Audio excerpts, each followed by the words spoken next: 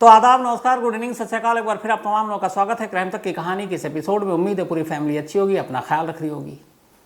कल Sunday IPL के इतिहास का इससे बेहतर मैंने फाइनल ओवर नहीं देखा। KKR versus Gujarat Titans match था और आखिरी ओवर में केकेआर को 30 रन चाहिए थे। लगभग केकेआर खुद मान चुकी थी कि वो मैच हार गई। क्रीज पर खड़े थे रिंकू सिंह। उन्होंने लगातार 5 गेंदों पर 5 छक्के यानी 30 रन बनाए और इतने बड़े टारगेट को 5 गेंदों में पूरी तरह से अचीव कर लिया। बहुत सारे ऐसे मैचेस हुए हैं आखिरी ओवर में 200-200 रन को बहुत बार लोगों ने तब चेस करके पूरा किया, लेकिन ऐसा मैच आईपीएल की हिस्ट्री में फाइनल ओवर का ख़ास तौर पर इससे पहले कभी नहीं हुआ। रिंकू सिंह यूपी के अलीगढ़ के करीब रहने वाला एक नौजवान, बेहद गरीबी से पला बढ़ा। पिता सिलेंडर घर घर पहुंचाने का काम करते हैं और इस मैच के बाद रिंकू सिंह ने एक बयान दिया कि मेरा हर छक्का, मेरा हर रन उन तमाम लोगों के नाम जिन्होंने मेरी मुसीबत और मेरे बुरे वक्त में मेरा साथ दिया। तो एक से एक हमारे पास इस वक्त टैलेंट मौजूद है और शानदार मैच था। तो ये तो रही आईपीएल की बात।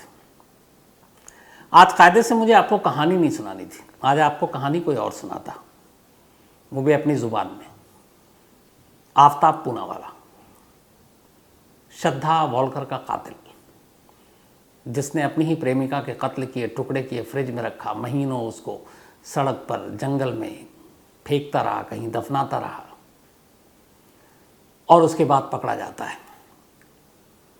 उसने ये सब क्यों किया, क्यों कत्ल किया, कैसे कत्ल किया, क्यों मारा, कैसे लाशों के टुकड़े किए, कैसे लाशों के टुकड़ों को छुपाया और अब अपने बारे में खुद क्या सोचता है, ये सारी बातें उसी की ज़ुबानी आप सुनने वाले थे। लेकिन बड़ी तेज़ी से बहुत सारी चीज़ें बदली और आज मैं आपको वही उसकी पूरी कहानी सुनाता हूँ और उसके बाद कुछ और चीज़ें। आज तक पे आज दोपहर 12 बजे आफ्ताब बोलने वाला था। वो बताने वाला था कि श्रद्धा के साथ क्या कुछ उसने किया। अलग अलग तरहों से आपने ये कहानियाँ देखी हैं, सुनी हैं, पढ़ी हैं, लेकिन जिस शख्स के ऊपर इल्ज़ाम है वो खुद अगर सारी चीज़ें कन्फेस कर रहा, बोल रहा हो, तो उससे हर कोई सुनना चाहेगा। तो ये सब कुछ उसे बोलना था। 12 बजे से आज ये आफ्ताब की ज़ुबानी पूरी कहानी सुनाई जानी थी। सुबह से दिल्ली पुलिस में हलचल शुरू हुआ। जितने क्राइम रिपोर्टर हैं वो सब भी उनको पता चला। तो अब दिल्ली पुलिस की तरफ से बड़े बड़े जितने उनके केस से कंसर्न या बाकी अफसर हैं, उनके फ़ोन आने शुरू हुए, मैसेज आने शुरू हुए कि इस कबूलनामे को आप रोक दीजिए, मत चलाइए, मत टेलीकास्ट कीजिए, इससे केस पर असर पड़ेगा दोनों पक्षों में। और फिर ये हुआ कि जब उन्हें लगा कि नहीं ये तो जाएगा, इसके बाद महरौली पुलिस स्टेशन के एसएचओ को साकेत कोर्ट भेजा जाता है, इस हिदायत के साथ कि जाकर कोर्ट से स्टे लें ताकि ये जो आफ्ताब का कबूलनामा है ये ऑन एयर ना हो। अब इसके बाद कोर्ट मामला जाता है और कमाल की फुर्ती और तेज़ी। 11:55 से पहले यानी कि अब अगले 5 मिनट के अंदर ऑन एयर जाना है, आफ्ताब की आवाज़ में पूरी कहानी सुनाई जानी है। और उससे ठीक 5 मिनट पहले 11:55 पर मैसेज आता है। मैसेज मेरे मोबाइल में है और साथ में एक ऑर्डर की कॉपी आती है कि साकेत कोर्ट ने आफ्ताब और श्रद्धा केस से जुड़े हुए ऐसे किसी भी ऑडियो, वीडियो या वो प्रूफ, सबूत जो केस पर असर डाल सकते हैं दोनों पार्टियों के लिए, उसके टेलीकास्ट पर, प्रसारण पर किसी भी फॉर्म में रोक लगा दी है। तो इसलिए अब आप इसको नहीं चला सकते। 11:55 पर ये मैसेज आया, ऑर्डर की कॉपी मिली। अब जाहिर सी बात है कि अदालत के फैसले का सम्मान हर हिंदुस्तानी को करना है। तो फिर फैसला यही हुआ कि अब आफ्ताब नहीं बोलेगा। और इसके बाद खैर अब वो शो प्लान था, तो 1 घंटे तक आफ्ताब की आवाज़ तो नहीं। फिर जो बाकी थे, विक्रम सिंह जी यूपी के एक्स डीजीपी, हमारे दिल्ली पुलिस के एक डीसीपी और वकालत कर रहे हैं एल.एन. राव साहब, इसके अलावा श्रद्धा के पिता विकास वॉलकर जी, ये तमाम गेस्ट थे, मैं था, अंजना थी। और ऑडियो छोड़कर फिर हमने तमाम बातें की और इस तरीके से ऐन वक्त में जो आफ्ताब की आवाज़ थी वो रुक गई। अब यही आफताब की कहानी, आफताब की ही ज़ुबानी आज आपको क्राइम तक की कहानी में मुझे सुनाना था, लेकिन अब कोर्ट का ऑर्डर है तो हर तरह से ये हर फॉर्म में आप कहीं भी इसको नहीं सुना सकते। तो मेरी मजबूरी है कि मैं वो आपको कंटेंट अभी नहीं सुना सकता। हालांकि कोर्ट में 17 अप्रैल को इस मामले में सुनवाई है, तो 17 अप्रैल को हमारी तरफ से, हमारे ग्रुप की तरफ से भी लॉयर वहाँ होंगे और हमारी कोशिश होगी ये अदालत को कन्विंस करने की। चूँकि इस केस में चार्जशीट दाखिल हो चुकी है, फॉरेंसिक इन्वेस्टिगेशन पूरा हो चुका है। चार्जशीट दाखिल होने का मतलब होता है कि अब आपको बाकी कुछ चीज़ें इधर उधर की ज़रूरत नहीं है और सारे सबूत पुलिस के पास हैं। तो इससे किसी चैनल या किसी और प्लेटफॉर्म पर इसको चलाने दिखाने से इस केस पे अब कोई असर पड़ने वाला नहीं, पहली चीज़। नंबर 2, जो आफताब ने पुलिस हिरासत में जो कन्फेशन किया, जो कुछ उसने बताया, उसकी निशानदेही पे तमाम टुकड़े मिले, करीब 13। ये सारी कहानियाँ पब्लिक डोमेन में है। कैसे उसने कत्ल किया, क्यों किया, मैंने ही कम से कम 20-30 एपिसोड तो कहानी आपको सुनाई, उसमें वो सारी चीज़ें बताई। अब वो जो प्रूफ जो आज आफताब बोलने वाला था वो मैंने सुना है, क्योंकि आप लोगों को सुनाने के लिए ज़रूरी था कि पहले मैं सुनूं। तो मैंने जब पूरा सुना, यकीन मानिए, हो सकता है देर सवेर कोर्ट का फैसला हट जाए और आप उसकी ही आवाज़ में सुनिएगा। ये आज बेशक कोर्ट की रोक है, आने वाले वक्त में ये रोक हटेगी। जो कहानी आपको सुनाई थी मैंने खुद यहाँ या फिर चैनल के थ्रू, हूबहू वही सारी चीज़ें वो बोल रहा है। उसमें ऐसी एक चीज़ नहीं है जो कुछ अलग से है। बस फ़र्क इतना है कि उसकी कहानी, श्रद्धा की कहानी मैं या दूसरे अलग अलग लोगों के ज़रिए आप तक पहुंच रही थी। यहाँ वो खुद बता रहा था कि मैंने क्यों कत्ल किया, कैसे कत्ल किया, कत्ल करने के बाद टुकड़े फेंकने का आइडिया कहाँ से आया, कहाँ कहाँ फेंके, फिर उसका अंजाम क्या होगा, ये सारी चीज़ें उसने खुद बताई थी। तो खैर इस पर अब रोक है, लेकिन देर सवेर उम्मीद है कि 17 अप्रैल को यह हटेगा। तो मैं ज़रूर, अगर फैसला आ गया हक़ में, तो आफताब की ज़ुबानी आपको पूरी वो कहानी सुनाऊंगा। लेकिन इस आफताब की आवाज़ से हटकर कुछ चीज़ें पिछले कई दिनों से लगा हुआ था, तो बहुत सारी और नई जानकारी मिली है जो आपके सामने रखूँगा। लेकिन उससे पहले एक बेहद अफसोसनाक बात वो ये है कि आज जब दोपहर 12 से 1 बजे के दरमियान आज तक के शो पे श्रद्धा के पिता विकास वॉलकर आए, उनसे मेरी अक्सर बात होती रहती है और उनके एक पारिवारिक फ्रेंड भी हैं मिस्टर जयंत, उनसे भी, और बड़े भले लोग हैं ये। तो बड़ा अफसोस हुआ उनकी एक बात, इसकी जानकारी मुझे भी नहीं थी अभी तक। मई में श्रद्धा का कत्ल होता है 2022। 9 नवंबर 2022 को कंप्लेंट दिल्ली पुलिस को मिलती है। 11 नवंबर को आफताब को दिल्ली पुलिस अरेस्ट करती है। इसके बाद करीब 20-25 दिन तक का सर्च ऑपरेशन चलता है। अलग अलग हड्डियां मिलती हैं, लेकिन दिसंबर आते आते ये क्लियर हो जाता है कि श्रद्धा की लाश के टुकड़ों में से 13 ऐसी हड्डियां थी जो श्रद्धा की थी, और डीएनए सैंपल से ये क्लियर हो गया। अब दिसंबर का वो महीना था जब ये क्लियर हो गया, फॉरेंसिक एविडेंस आ गई। दिसंबर के बाद पुलिस ने अपनी तफ्तीश पूरी की, फिर उसके बाद नार्को हुआ, बाकी तमाम टेस्ट हुए, पॉलीग्राफ टेस्ट हुआ आफताब का। दिसंबर बीता, जनवरी आया, फरवरी गया, मार्च गया, आज अप्रैल है। मतलब कि जो श्रद्धा की लाश के जो 13 टुकड़े थे उनको बरामद किए हुए भी 4 महीने हो गए, और कत्ल हुए हुए अगले महीने पूरे 1 साल पूरे हो जाएंगे मई में, क्योंकि 18 मई को ही उसने कत्ल किया था, तो अगले महीने 18 मई को 1 साल पूरा होगा। 4 महीने हो गए कम से कम श्रद्धा की लाश के टुकड़ों को अपने कब्जे में लिए हुए दिल्ली पुलिस को 3 महीने हो गए।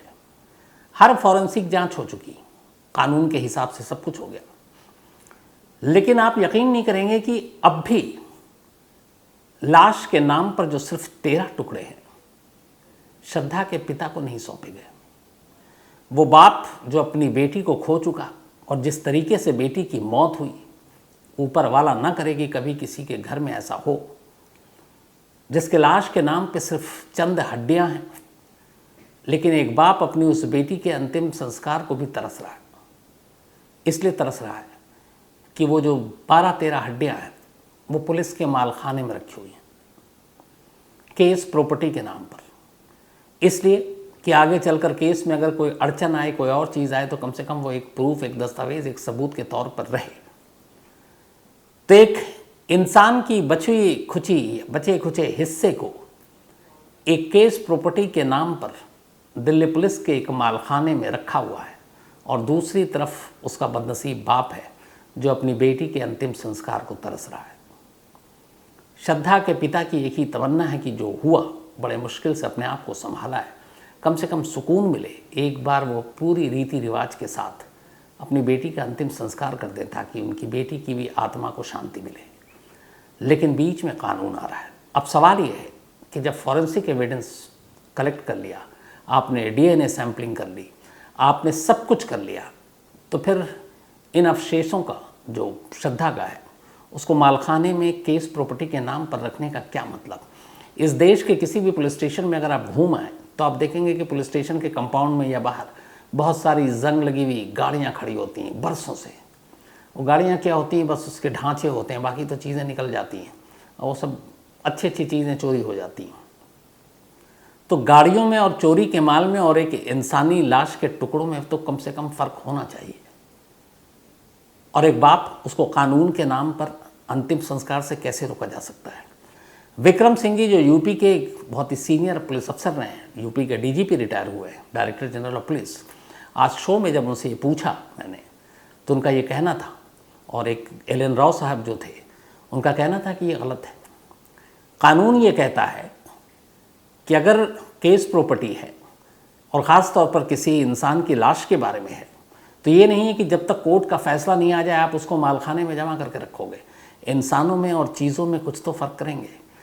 तो वहाँ पे होता ये है कि कानून ये कहता है कि आप उनकी तस्वीरें ले लें, आप वीडियो बना लें, और आप वीडियो और तस्वीरों को हिफाजत से रखें ताकि आगे चलकर कोर्ट में कभी कोई अड़चन आए और उन सबूतों की ज़रूरत पड़े तो आप दिखा सकें। लेकिन ये कि कल को किसी मोड़ पर डीएनए और बाकी चीज़ों को लेकर कोई उंगली उठाए, क्रॉस चेक करे, क्रॉस एग्जामिनेशन करे, और उस चक्कर में आप एक इंसान की आधी अधूरी लाश को भी उसके घर वालों को न सौंपें, मालखाने में रखे रहें, ये कहीं से भी इंसानियत या इंसानी हरकत है ही नहीं। तो 4 महीने से श्रद्धा के पिता दिल्ली पुलिस से गुहार कर रहे हैं और उन्हें बार बार यही कहा जा रहा है कि यह भी कानूनी मामला है, केस प्रॉपर्टी का मामला है, आपको दिया जाएगा। लेकिन आज जिस तरीके से बातें हुई हैं, और एल.एन. राव साहब जो दिल्ली के पहले डीसीपी रहे हैं और अब वकील भी हैं, उन्होंने ये खुला ऑफ़र भी दिया कि वो खुद श्रद्धा की लाश के टुकड़ों को, बची हुई जो भी चीज़ें हैं, वो उनके पिता को कानूनी तौर पर जल्द से जल्द दिलाने की कोशिश करेंगे ताकि उनका अंतिम संस्कार हो सके। तो एक तो ये चीज़। अब दूसरी ये कि आज जो सुनानी थी आपको, मैंने बताया कि किस तरीके से आनंद फानन में सब कुछ हुआ और दिल्ली पुलिस ने एक स्टे ऑर्डर लिया और फिर आफ्ताब की आवाज़ आप तक नहीं पहुंची। सवाल ये कि आफ्ताब उसमें ऐसा क्या बोल रहा था। सवाल ये है कि उसको अगर आप सुनते तो उससे इस केस पे क्या असर पड़ता। सवाल ये भी है कि इन चीज़ों से क्या आफ्ताब को फ़ायदा होता या फिर श्रद्धा को नुकसान होता, या फिर इससे दिल्ली पुलिस की कोई फजीहत होती, या फिर इससे कानून और फैसले का कुछ अपमान होता, क्या होता।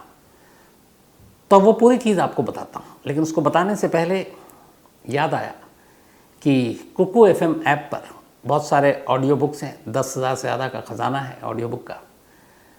उसमें एक ऑडियो बुक है कि क्या कोर्ट के बाहर भी न्याय या इंसाफ मिल सकता है। हम सब जानते हैं कि हमारे देश में लाखों केसेस पेंडिंग हैं, बड़े बड़े टाइम लगते हैं फैसले आने में, हाई प्रोफाइल केसेस के भी। तो क्या इन कोर्ट के बाहर भी कोई ऐसा रास्ता, कोई ऐसा ज़रिया जहाँ से एक आम आदमी को इंसाफ मिल सकता है, या ज़रूरी है कि सिर्फ लोअर कोर्ट, हाई कोर्ट और सुप्रीम कोर्ट के ही हम दरवाजे खटखटाते रहें। तो अगर इन कोर्ट के बाहर से भी इंसाफ मिल सकता है तो वो कौन सी जगह है और वहाँ कैसे मिलता है। तो इसी की पूरी जानकारी जो है इस कुकू FM के ऑडियो बुक में है। 10,000 से ज़्यादा ऑडियो बुक है इनमें, जिनमें बिजनेस, क्राइम, इंटरटेनमेंट, पॉलिटिक्स, रहस्य, तमाम तरह की चीज़ें हैं, जानकारी हैं। और 25 लाख लोग इसके पेड सब्सक्राइबर हैं और आप इसको कार चलाते वक्त या फिर स्लीप मोड पर भी सुन सकते हैं। और क्राइम तक फैमिली के लिए ख़ासतौर पर कुकू FM जो है वो 50% का डिस्काउंट का ऑफ़र लेकर आया है। तो यानी कि 49 रुपये में अब आपको 10,000 से ज़्यादा ऑडियो बुक का जो पूरा ख़जाना है वो हासिल हो जाएगा। क्राइम तक फैमिली मेम्बर को करना बस इतना है कि कूपन कोड है, डिस्क्रिप्शन में लिंक है, crime50, इसका आपको इस्तेमाल करना है और 99 रुपीज़ का जो सब्सक्रिप्शन है पहले महीने के लिए 49 रुपीज़ में आपको मिलेगा। तो ये तो रही कुकू FM ऐप की बात। अब उस सवाल पर आते हैं कि आखिर क्या होता अगर आफ्ताब बोलता और आप सुनते। तो चूँकि मैंने पूरा सुना है, लेकिन अभी कोर्ट के ऑर्डर है, जिसने नहीं सारी बातें हैं वो मैंने कहा ना कि आपको सारी चीज़ें लगभग बता चुका हूँ। अब इससे हटकर कुछ बात बताता हूँ। आफ्ताब के माँ और बाप एक बार तिहाड़ जेल गए मिलने के लिए इस इंसिडेंट के बाद, और कहते हैं कि जब वो तिहाड़ गए तो माँ बाप बेतहाशा रो रहे थे। और उस वक्त पहली बार, क्योंकि अब तक आफ्ताब को कभी एहसास नहीं हुआ कि वो जो उसने किया है वो विभत्स है, कहते हैं उसको कोई मतलब उसके ऊपर कोई असर ही नहीं पड़ा, ऐसा लगता ही नहीं कि वो इंसान है, इंसानी सोच रखता है। लेकिन जब आप माँ बाप रोए तब वो रोया, और माँ बाप ने उससे पूछा तूने ऐसा किया है? हर जगह आफ्ताब ने एक्सेप्ट किया कि मैंने श्रद्धा को मारा है, लेकिन जब उसके माँ बाप सामने खड़े थे तब उसने झूठ बोला और उसने कहा नहीं मैंने नहीं मारा। चाहे वकील हो, चाहे पुलिस हो, चाहे जितने भी साइंटिफिक टेस्ट हुए हैं उसके ऊपर, फॉरेंसिक टेस्ट हुए, हर जगह उसने खुल के बात की है और उसने कहा है कि मैंने श्रद्धा को मारा है। यहाँ तक कि एक बार जब उसकी पुलिस कस्टडी की मांग करने के लिए दिल्ली पुलिस उसको साकेत कोर्ट में लेकर गई और कोर्ट से कहा कि हमें इसे कुछ और दिन की पुलिस कस्टडी चाहिए, और तब वो दिल्ली पुलिस की हिरासत में था, तब कोर्ट के जो जज साहब थे उन्होंने आफ्ताब की तरफ अपनी नज़रें उठाई और पूछा कि बताओ तुमने मारा है श्रद्धा को? भरी कोर्ट में आफ्ताब ने जज साहब के सामने कहा हाँ मैंने किया। अब आप कहेंगे कि जज के सामने मान लिया तो फिर ट्रायल और बाकी चीज़ों का क्या मतलब है? अफसोस कि जैसे नार्को टेस्ट से लेके बाकी जो फॉरेंसिक टेस्ट होते हैं, पॉलीग्राफी टेस्ट, और ये वो कोर्ट में एडमिसिबल नहीं है या मान्य नहीं है। सेम उसी तरीके से आफ्ताब का पुलिस कस्टडी के दौरान एक जज के सामने ये इकरार करना कि मैंने श्रद्धा को मारा है, ये भी कोर्ट में मान्य नहीं है, जबकि कहा कोर्ट में ही उसने। क्यों? यहाँ जब उसने जज के सामने कहा तब उसकी पुलिस कस्टडी यानी पुलिस हिरासत में था, और हिरासत पुलिस कस्टडी मैक्सिमम 14 दिन की होती है, तो वो 4-4, 5-5, 6-6 दिन करके जो भी था उसको बढ़ाया जा रहा था और उसको कोर्ट में ले जाया जाता था। तो वो जिन जज साहब के सामने उसने कहा, वो जज साहब सिर्फ उसकी कस्टडी की बात अभी कर रहे थे, मुकदमे की कार्रवाई अभी शुरू नहीं हुई, उसको जो ट्रायल कहते हैं। तो उनके सामने कह दिया, उन जज साहब के सामने उसने एक्सेप्ट कर लिया, इसकी कोई अहमियत नहीं है। अब जब ट्रायल शुरू होगा, जब असली मुकदमा शुरू होगा, ये किसी और कोर्ट में होगा, अगर उस कोर्ट में ट्रायल के दौरान आफ्ताब ने ये कह दिया कि हाँ मैंने श्रद्धा को मारा है, तो फिर वो चीज़ एडमिसिबल है, वो मान्य है और वो उसके खिलाफ जाएगा।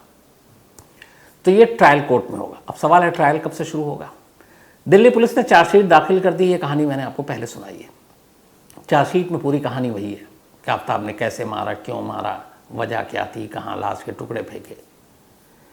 अब वो चार्जशीट दाखिल हो गई, लेकिन अभी चार्जेस फ्रेम नहीं हुए। अब इन दोनों में फ़र्क ये है कि पुलिस ने एक चार्ज लगाया आफ्ताब पर कि इसने ऐसे ऐसे किया, ये IPC के जो सेक्शन है उसके तहत इसके खिलाफ मुकदमे की कार्रवाई शुरू की जाए। अब अदालत ने वो चार्जशीट ले ली। अब वो जज साहब को वो चार्जशीट पढ़नी है और उसके बाद देखना है कि अगर उसमें दिल्ली पुलिस ने 10 IPC की धारा उसके खिलाफ लगाए हैं 302 समेत, तो क्या ये 10 के 10 वाजिब है, सही है? इन 10 के 10 के तहत उसके मुकदमा चलना चाहिए, या इसमें ऐसा लगता है कि 1-2 पुलिस ने अपनी तरफ से एक्स्ट्रा लगा दिए, या जज साहब को ऐसा लगता है कि इसमें से 1-2 कम हैं जो पुलिस को लगाने चाहिए, नहीं लगाए?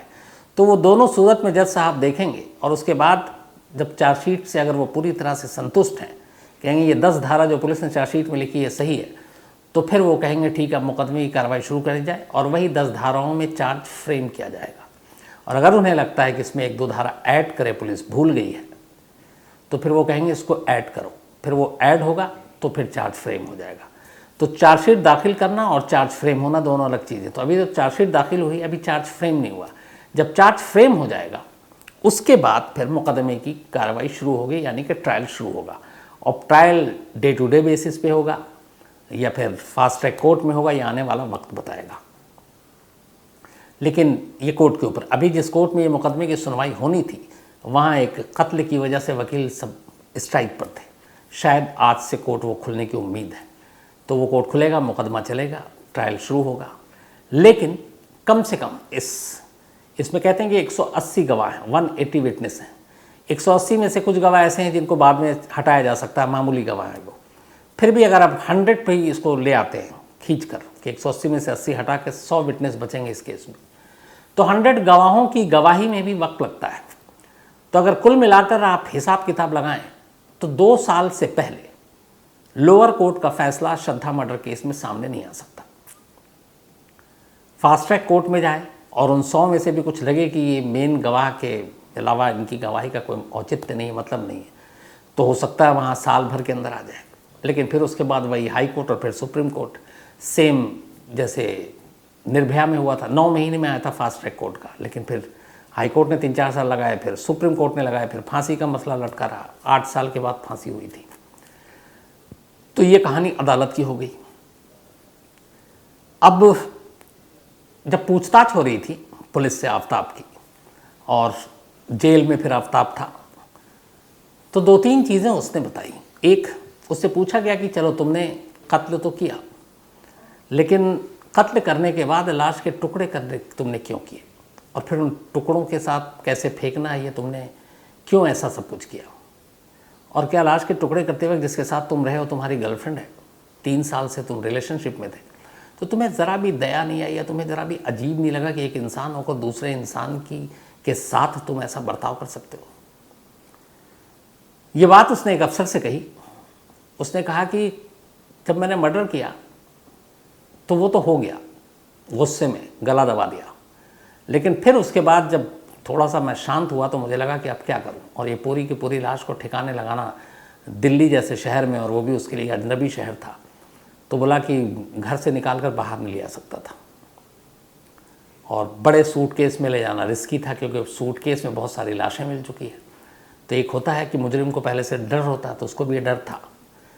तो उसने कहा फिर मैंने बहुत सोचा, फिर मैंने सोचा था लाश के टुकड़े करूँ, क्योंकि मैं कई बार पढ़ चुका था कई जगह, लेकिन मेरी हिम्मत नहीं हुई। फिर उसने लाश के टुकड़े कैसे किए, जो उसने बताया वो ये कि उसने शराब पी, और इतनी पी कि उसे लगा कि अब वो अपने होश में ना रहे और उसके बाद ये सब कुछ करे। और उसने जब जब लाश के टुकड़े किए तब तब शराब के नशे में किए थे। ये उसने एक पुलिस अफसर को बताया। फिलहाल वो जेल में है और शायद ताउम्र जेल में ही हो अगर उसको फांसी की सज़ा नहीं हुई तो, क्योंकि 2 ही ऑप्शन है, या तो उम्र कैद या फिर सज़ाए मौत। तो जेल में है, जेल ही में रहे पूरी उम्र, या फिर डेथ पेनल्टी कैपिटल पनिशमेंट मिले, ये हो सकता है। अब ये तो रही वो पूरी कहानी, और क्यों आफ्ताब को मैंने आज आप नहीं सुनेंगे। बाकी अब 17 तारीख को अदालत में फैसला होगा कि आफ्ताब बोलेगा कि नहीं बोलेगा, और बोलेगा तो फिर आप उसे सुनेंगे, इसी क्राइम तक के ज़रिए सुनेंगे। तो फिलहाल आज इतना ही, लेकिन ख़त्म करूं तो वही अपना पूरा सिलसिला। आज प्रकाश पांचाल जी, इनका जन्मदिन है, तो हैप्पी बर्थडे प्रकाश जी। और ध्रुव आदित्य, इसके अलावा जोनाली जी और गीता बेन जी और पुनीत, उन्होंने भेजा है। लतेश सिंह, ये इनका भी आज जन्मदिन है, हैप्पी बर्थडे लतेश जी। और संजय सिंह चौहान ने भेजा, उनकी पत्नी है। साथ ही अनुभव सिंह, इनका कल बर्थडे था, तो बिलेटेड हैप्पी बर्थडे अनुभव। प्रिया रौतेला, इनका भी जन्मदिन है, तो हैप्पी बर्थडे प्रिया। इसके अलावा भीम रौतेला, कल इनका जन्मदिन था, तो बिलेटेड हैप्पी बर्थडे। सुमित पपरेजा, इनका भी जन्मदिन है, तो हैप्पी बर्थडे सुमित। और दीपांशु और आयुष ने भेजा है। इसके अलावा सतांशु सिंह, इनका भी जन्मदिन है, तो हैप्पी बर्थडे सतांशु। और कल था बल्कि इनको belated happy birthday. Rohit Singh ने भेजा है। साथ ही शबनम और अकरम, इन दोनों की एनिवर्सरी, आप दोनों को बहुत मुबारकबाद। अल्ताफ़ हाशमी ने भेजा है। और साथ ही मैं आपको जो इतनी सारी कहानियाँ सुनाता हूँ, या फिर आपको मतलब आप झेलते हैं मुझे, करीब 1300 से ज़्यादा कहानियाँ मैंने कई बार जिक्र किया है। ये कहानी सुनाने कई लोग पूछते हैं कि आप जो कहानी सुनाते हैं आप कैसे सुना लेते हैं, तो मैंने इसका जिक्र किया, आज ख़ास मौका है इसलिए फिर से जिक्र करता हूँ कि दरअसल ये जो कहानी आपको सुनाता हूँ इसका क्रेडिट सिर्फ एक शख्स को देता हूँ मैंने उसको कम से कम हज़ारों फर्जी कहानियाँ सुनाई भूत प्रेत की, कैसे कैसे बनाकर क्या क्या। जैसे एक लाइन मुझे याद आता है जिस पे अब तो वो हंसती है, समझदार हो गई है, कि दूर देश में एक कंट्री था और उसके पड़ोस में एक मुल्क। अब ये लाइनें हैं लेकिन उसको समझ में नहीं आता था। फिर वो राक्षस भूत प्रेत। तो जिसने मुझे एक तरह से जाने अनजाने मजाक मजाक में जिसको कहानी सुना सुना कर आप तक कहानी सुनाने लगा, तो आज उसी बेटी का भी मेरे जन्मदिन है, शमश्री या चीनी, और ये लगातार तीसरा साल है जब वो ऐन बर्थडे के दिन यहाँ पे नहीं होती है क्योंकि उसका क्लास है और एग्ज़ाम जस्ट नेक्स्ट मंथ है। तो इसीलिए तो आज पूरी क्राइम तक फैमिली के साथ हैप्पी बर्थडे चीनी को भी। अब आपसे मुलाकात होगी कल रात 9 बजे किसी नई कहानी के साथ। तब तक अपना ख्याल रखिएगा। Thank you very much.